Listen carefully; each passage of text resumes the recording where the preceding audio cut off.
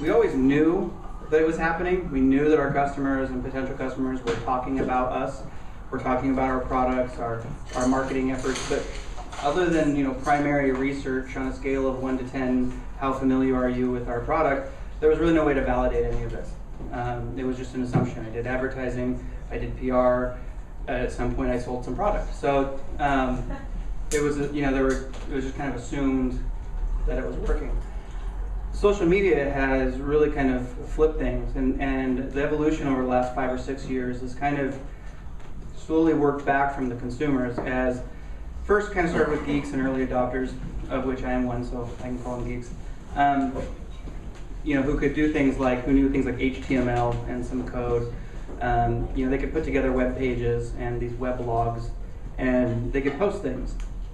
And eventually RSS feeds came out, and people could syndicate their content to anyone who wanted to subscribe to it. And what started to happen was that the media would put our marketing messages out there, or they would report on things, they would put their content out there, and then not only would the customers talk about it amongst themselves, but they started talking back because they had a platform now too.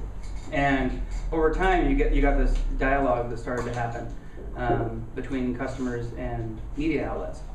And businesses still primarily worked the same way. So they would still create their internal marketing messages, they would still push that out to the marketing department, and then they would put that out in the media and kind of watch what happened. They got to watch what happened a little bit more real time, but they were still kind of bystanders.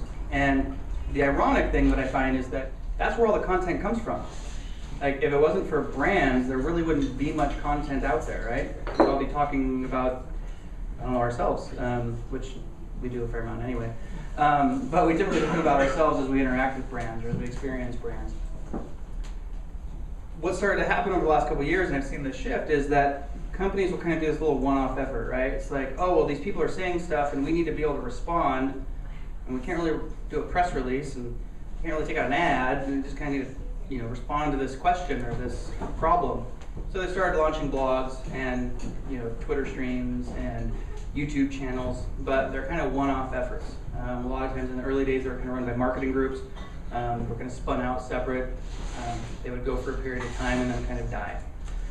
They would start these conversations, and everyone would be like, hey, what the hell happened? We were talking, and then you left.